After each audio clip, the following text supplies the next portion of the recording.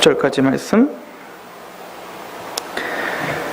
제9시 기도 시간에 베드로와 요한이 성전에 올라갈 새 나면서 못 걷게 된 이를 사람들이 메고 오니 이는 성전에 들어가는 사람들에게 구걸하기 위하여 날마다 미문이라는 성전문에 두는 자라.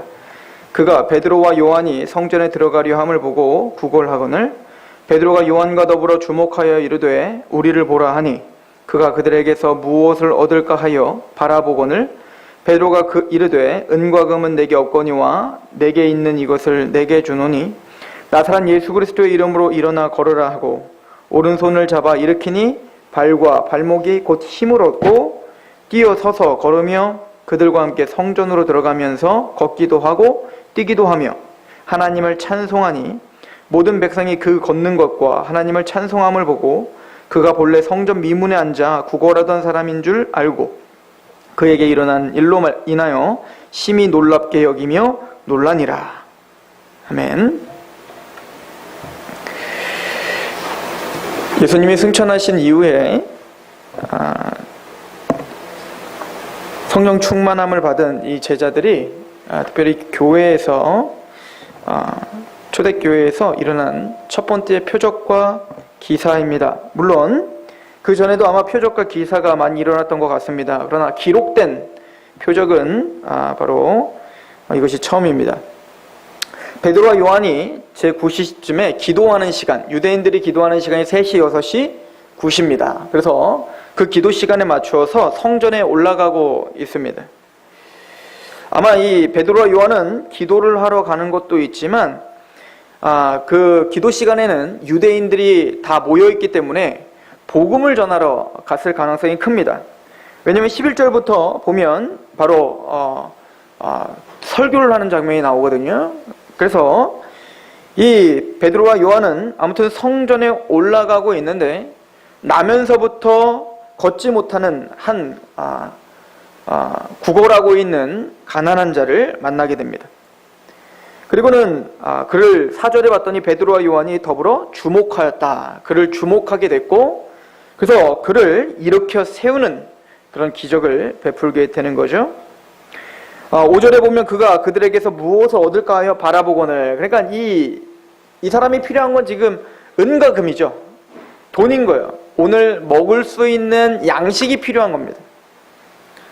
그런데 베드로와 요한은 은과 금은 내게 없거니와 내가 있는 것으로 내가 너에게 주겠다 라고 하며 그리스도 나사렛 예수 그리스도의 이름으로 일어나 걸으라. 그래서 일어나서 걷기도 하고 뛰기도 하고 너무 즐거워 성전에 들어가 찬양했다. 뭐 이런 기사입니다. 오늘 말씀을 통하여서 우리는 영적 원리를 좀 보려고 합니다. 먼저는 이 사도들의 이 큰 권능을 행함은 주님께서 약속하신 일이죠.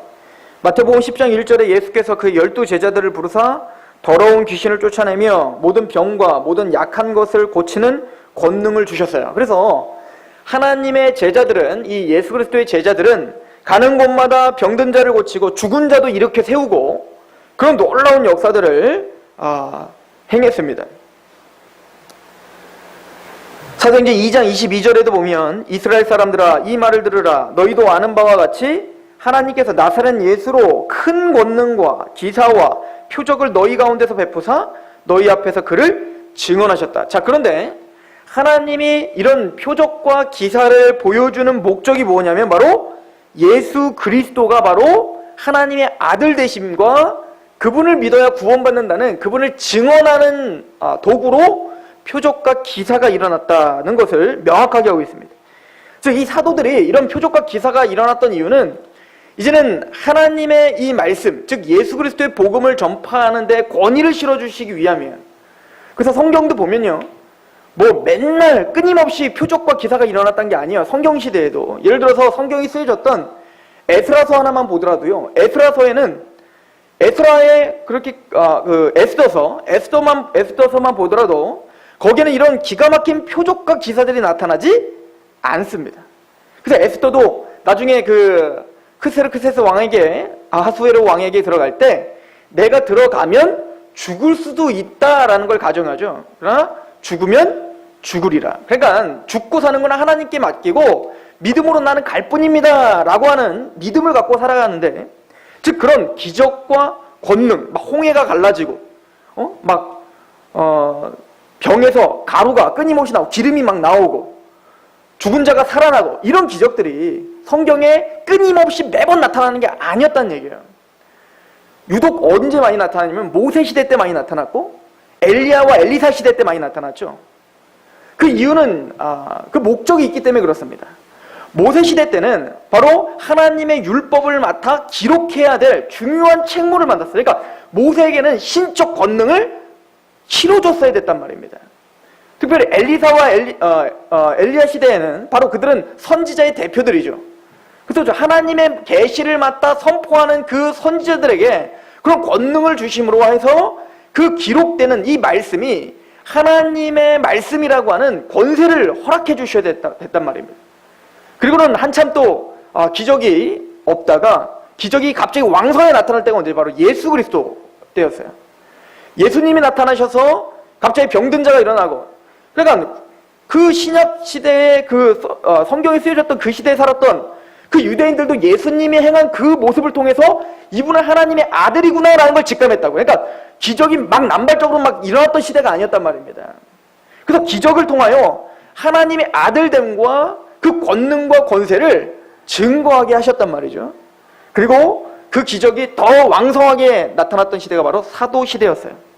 왜냐하면 이 사도들은 이 예수님의 복음을 전파해야 될 사람들이었고 성경을 기록해야 될 사람들이기 때문에 하나님은 그들에게 죽은 자가 살아나게 하고 병든 자가 고침을 받게 하는 놀라운 기적들을 끊임없이 베풀어 주셔서 사도성을 권위를 부여해 주셨음을 우리는 볼 수가 있습니다.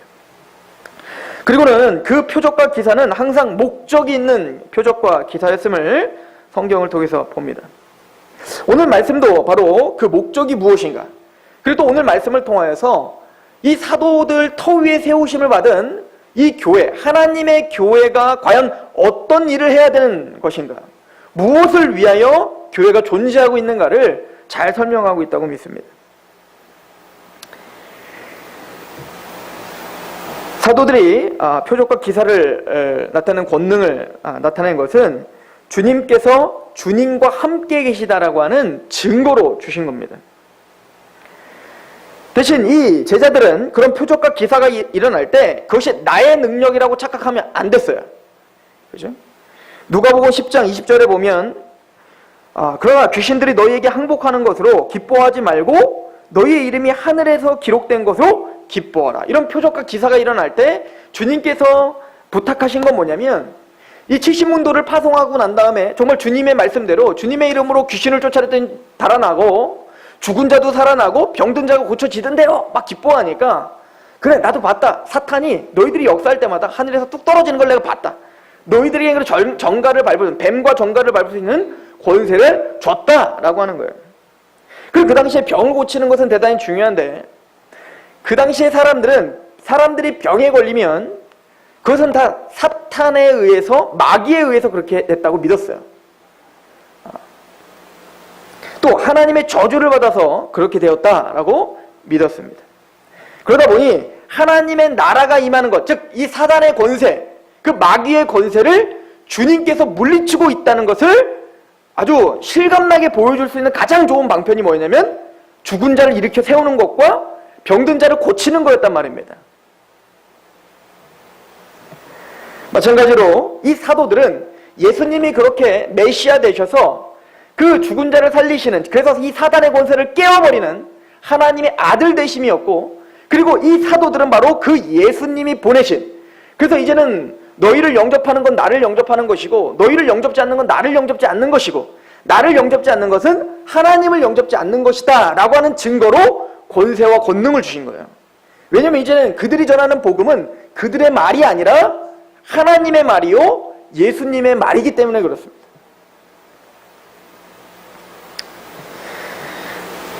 이런 것을 착각했던 적이 있었습니다. 그게 바로 제자들이 변화산상에 올라가서 베드로와 야고보와 요한이 예수님의 변화되는 모습을 보고 있을 때 이미 70문도를 파송당했던 그 제자들이 분명히 예수님의 이름으로 권능이 나갔었는데, 그렇게 좋아했었는데 밑에 내려왔는데 여전히 병든 자가 있는데 그를 고치지 못하는 거예요. 그래서 한 성경에는 병든 자, 한 성경에는 귀신 들린 자, 왜냐하면 동일하게 생각했기 때문에 그랬습니다. 그걸 고치지 못하는 걸 보면서 예수님이 한마디로 다 내쫓으시죠. 그리고 병을 고쳐주십니다. 그럴 때 이 제자들이 왜 우리에게선 이런 능력이 안 나타납니까? 이 얘기는 우리는 이미 주님의 이름으로 이야기했고 그래서 그 능력이 나타났었는데 왜 지금은 나타나지 않습니까? 라고 할 때 주님이 마가복음 9장 28절에 이렇게 대답을 하시죠. 집에 들어가심에 제자들이 조용히 묻자오되 우리는 어찌하여 능히 그 귀신을 쫓아내지 못하나이까? 이르시되 기도 외에는 다른 것으로 이런 종류가 나갈 수 없느니라. 이거 무슨 얘기죠? 하나님을 의지하지 않으면, 그러니까 단순히 그리스도의 이름으로 나가라 라고 하는 건 주문이 아니에요. 주문이. 나사렛 예수 그리스도의 이름 명하노니 물러갈지어다. 이건 주문이 아니에요. 그리스도 예수의 이름으로 일어나 걸어라 라고 할 때 그 예수 그리스도의 이름이란 그 예수님이 행하신 것을 의지한다는 거예요. 여러분들, 하나님의 이름이 뜻하는 바가 뭡니까? 여호와 라파. 그분은 치료하시는 분이십니다. 여호와 이레. 그분은 미리 준비해 주시는 분이십니다. 여호와. 그분은 창조자이십니다. 즉 이름에는 하나님이 행하신 일들이 기록되어 있다고요.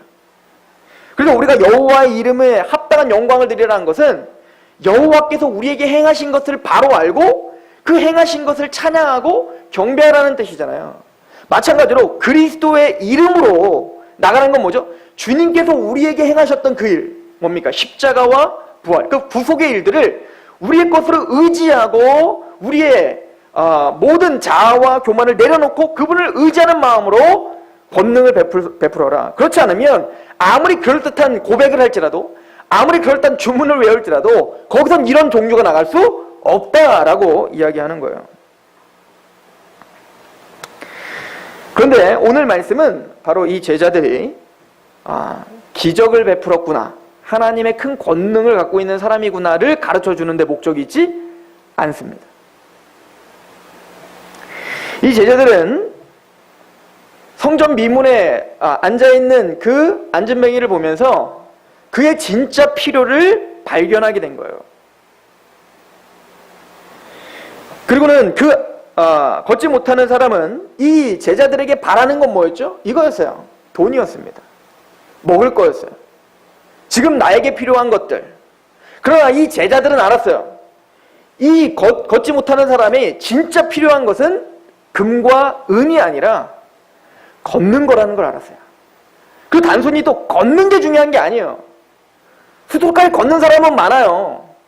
그런데 이 제자들이 봤던 건 뭐냐면 이 사람은 마땅히 성전까지 와서 그 성전에 들어가 하나님을 경배하고 하나님께 기도하고 하나님께 자신의 삶을 제사로 드려야 될 거룩한 하나님의 백성인데 그 하나님의 백성이 성전 미문 앞에 서서 이 세상의 것을 구걸하고 있는 것을 보며 그게 안타까웠던 겁니다.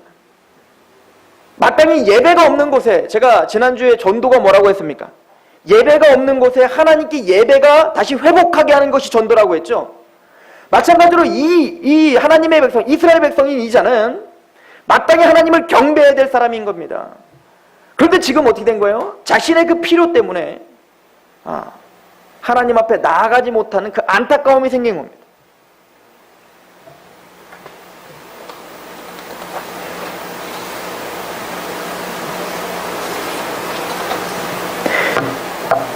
지금 베드로와 요한에게 구걸하고 있는 이 사람은 날 때부터 걷지 못하는 사람이었음을 이야기하고 있습니다. 그리고 이 사람은 자신에게 진짜 필요한 것이 무엇인지를 인식하지를 못해요. 즉, 이 사람이 나중에 예수 그리스도의 이름으로 일어나서 걸으며 뛰며 소리를 치며 찬양하고 기뻐하죠. 그런데 왜 이 사람은 왜 이 기쁘고 이 행복하고 이 놀라운 일을 구하지 않고 은과 금만 구하고 있었을까요? 그 기쁘고 놀라운 일이 무엇인지 실감이 나지 않는 거예요. 왜? 걸어본 기억이 없기 때문에. 걸어본 어떤 기억이 없기 때문에 그것이 얼마나 기쁜 건지, 그게 얼마나 행복한 건지, 그게 얼마나 나를 감격시키는 건지를 알지 못하는 겁니다. 이것은 바로 우리들의 이 교회가 이제는 맞닥뜨려야 될 이 세상이 어떻게 처해져 있는가를 보는 거예요. 태어날 때부터 모든 사람들은, 우리들은 모두가 다 이 앉아있는 사람처럼, 걷지 못하는 사람처럼 모든 정신이 마비가 되고 또 하나님 앞에 머리끝부터 발끝까지 질병투성이인 사람들인 거예요. 그래서 우리는 복음을 통하여 감격하고 하나님의 나라와 그 영광을 통하여 세상이 줄 수 없는 그 기쁨이 무엇인지를 전혀 맛보지 않고 살아요.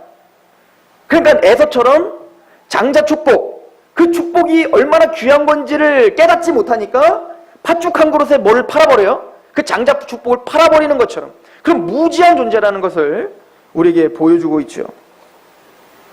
시편 51편 5절은 다윗이 자신이 죄를 짓고 나서 이거를 깨닫게 됩니다.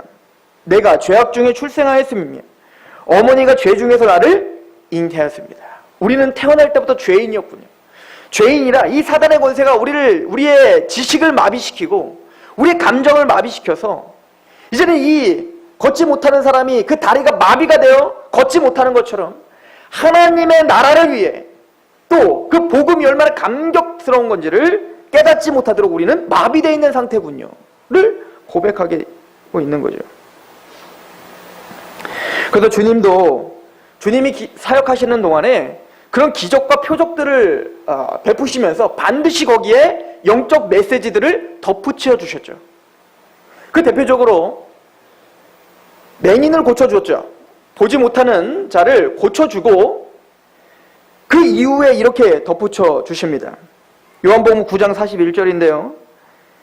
예수께서 이르시되 너희가 맹인이 되었더라면 죄가 없으려니와 본다고 하니 너희 죄가 그대로 있느니라.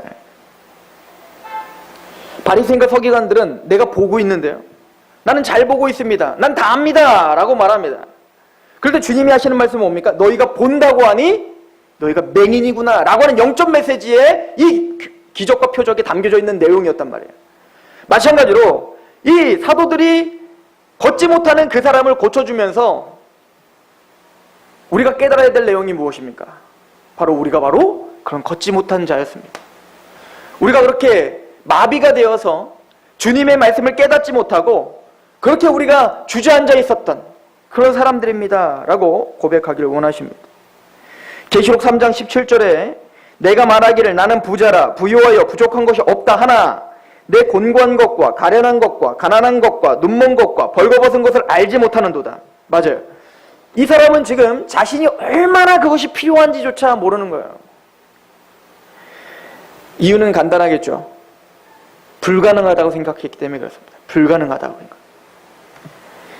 내가 너를 권하노니 내게서 불로 연단한 금을 사서 부유하게 하고 내 옷을 사서 입어 벌거벗은 수치를 보이지 않게 하고 안약을 사서 눈에 발라 보게 하라.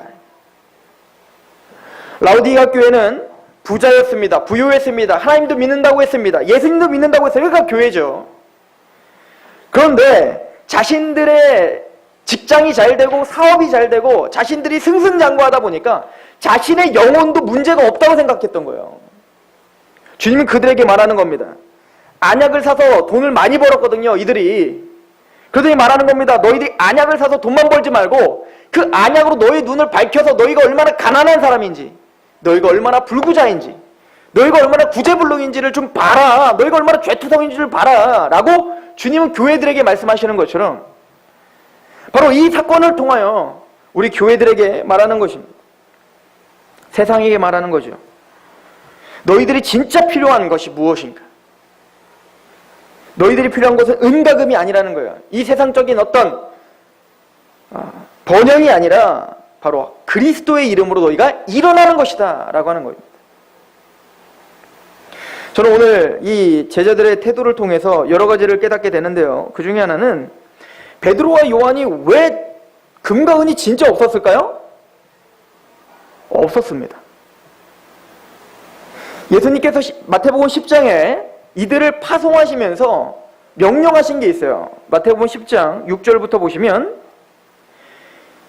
이스라엘 집에 잃어버린 양들에게로 가라. 가면서 전파하며 말하되 천국에 가까웠다 하고 병든 자를 고치며 죽은 자를 살리며 나병 환자를 깨끗하게 하며 귀신을 쫓아내되 너희가 거저받았으니 거저주라. 이렇게 사명을 주셨습니다. 너희가 진짜 해야 될 일이 무엇인지. 그리고는 말합니다. 너희의 전대에 금이나 은이나 동을 가지지 말고 여행을 위하여 배낭이나 두벌 옷이나 신이나 지팡이를 가지지 말라. 금이나 은이나 돈, 그 어떤 돈도, 그 어떤 것도 가지지 말고 복음만 들고 가라는 거예요. 그 목적은 무엇입니까? 철저하게 뭘 의지하라는 거예요. 하나님만 의지하라 라고 하는 거죠. 그래서 진짜 돈이 없었어요. 그래서 베드로와 요한은 정말로 금과 은이 없었어요. 그리고 자신이 줄 수 있는 건 오직 하나였어요. 나사렛 예수의 이름이었습니다. 이걸 보면서 우리가 무엇을 해야 되는지를 깨닫게 되는 겁니다. 교회가 해야 될 일이 무엇인지를 보게 되는 것입니다. 때로는 현대 교회가, 우리 교회가 때로는 너무 많아서, 나눠줄 것이 너무 많아서 예수 그리스도를 전하지 않는지도 모르겠어요. 여러 사회 사업을 하고 또 여러 가지 이벤트를 많이 하지만, 여러 가지 선물 공세를 하지만 정작 복음을 전하지 못한다면 그것은 교회의 본질을 훼손하는 일인 거죠. 이게 진짜 있었던 일은 모르겠지만 내려오는 말 중에 그런 게 있어요. 토마스 아퀴나스라고 하는 중세시대에 대신학자가 있었는데 그 사람이 한 수도사와 같이 걷고 있었습니다. 그런데 앉아서 걷지 못하는 사람이 구걸하고 있는 모습을 보게 된 겁니다. 그때 한 수도사가 자신의 주머니에 있는 돈을 꺼내요. 그에게 준 겁니다. 그 당시에 수도사는 돈이 많았습니다. 그러더니 그 수도사는 토마스 아퀴나스에게 이렇게 이야기했다는 겁니다. 다행입니다. 베드로와 요한처럼 우리는 금과 은을 주지 못할 정도로 없지 않고 금과 은을 갖고 있어서 이렇게 도와줄 수 있어서 참 다행입니다. 그럴 때 그 아퀴나스는 이렇게 이야기했다고 하죠. 우리는 금과 은은 줄 수 있으나 예수의 이름으로 일어나기는 못하네요. 즉 이거는 교회의 본질을 잃어버린 것에 대한 일갈인 거죠. 저와 여러분들이 교회입니다. 성전입니다. 또 이 상록교회는 서산 땅에 있습니다. 우리가 해야 될 목적이 무엇입니까? 나사렛 예수 그리스도의 이름으로 일어나 걸으게 하는 거예요. 모든 생각과 그 모든 마음들이 마비되어 있는 사람들을 예수 그리스도의 이름을 전파하여 그 마비된 것을 깨트리고 이제 일어나 걸을 수 있도록 복음을 전파하는 일을 하는 것이 바로 교회의 사명입니다.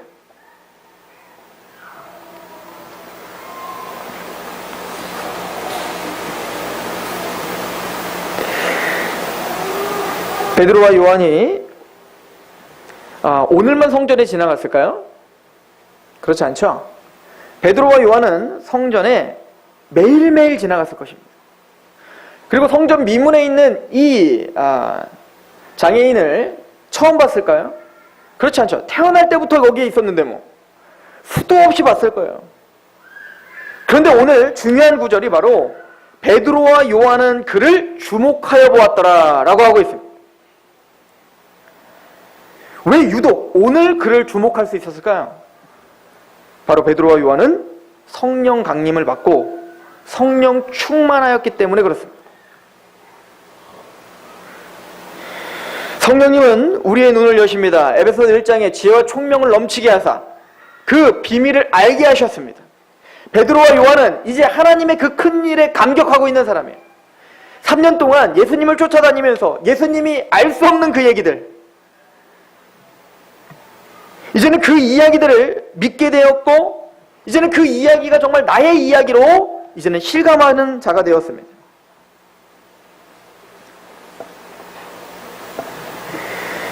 마가복음 10장 42절에 보면 주님께서 이렇게 자신이 온 것을 설명했죠. 마가복음 10장 42절, 예수께서 불러다가 이르시되 이방인의 집권자들이 그들을 임의로 주관하고 그 고관들이 그들에게 권세를 부리는 줄을 너희가 알거니와 너희 중에는 그렇지 않을지니 너희 중에 누구든지 크고자 하는 자는 너희를 섬기는 자가 되고 너희 중에 누구든지 으뜸이 되고자 하는 자는 모든 사람의 종이 되어야 하리라. 주님은 이 땅에 내려오시면서 제자들에게 가르쳤습니다. 너희들은 으뜸이 되고자 하지 말아라. 너희들은 높은 자리에 가려고 하지 말아라.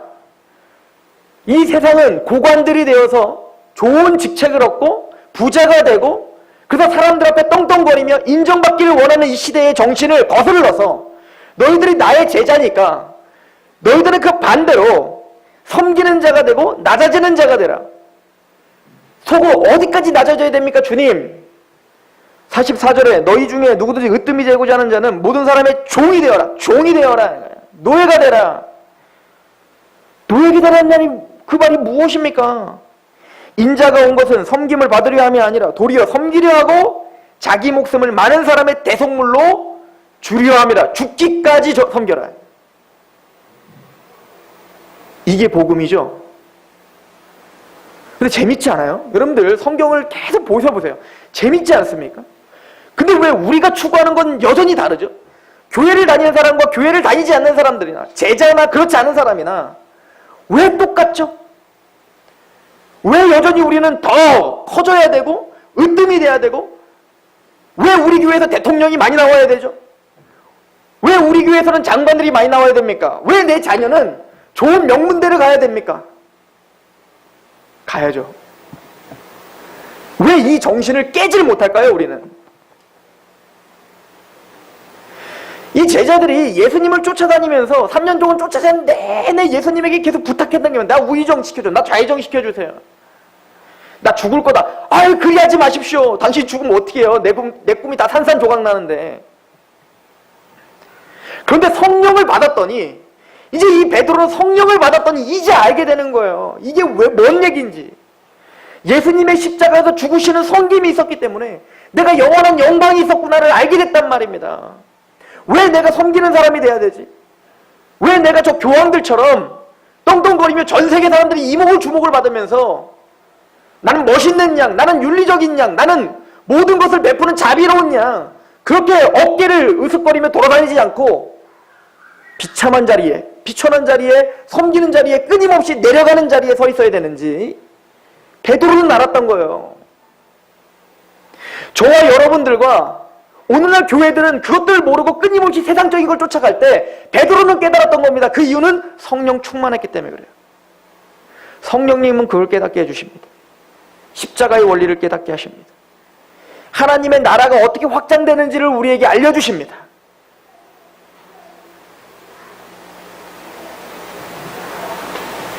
베드로와 모든 제자들은 아마 성령님이 오시기 전까지 높은 사람들을 찾아다녔을 것입니다.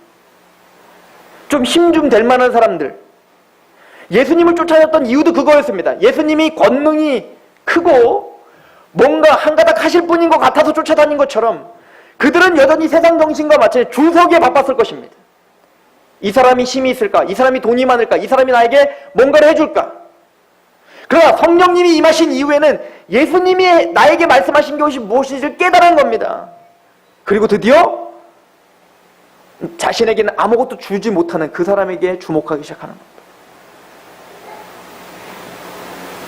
또 마땅히 하나님께 경배하고 하나님을 찬양해야 될 그 사람이 예배가 없는 것에 통탄하는 마음에 하나님의 그 속상하고 안타까운 찢어지는 마음에 동참하는 마음이 생긴 겁니다.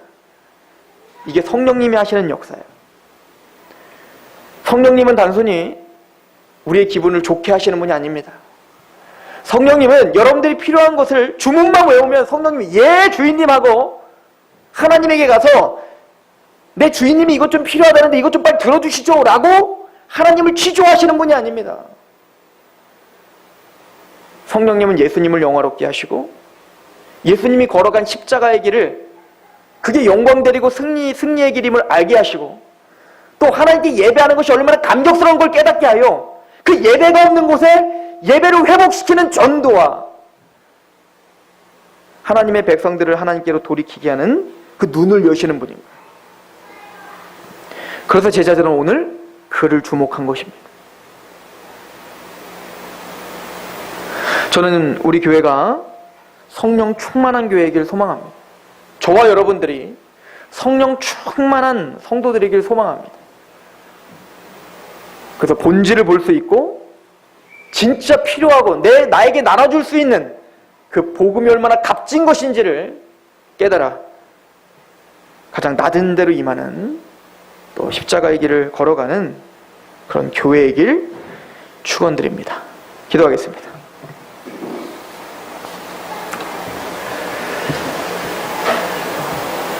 나사렛이라는 가장 비천한 곳으로 오신 하나님,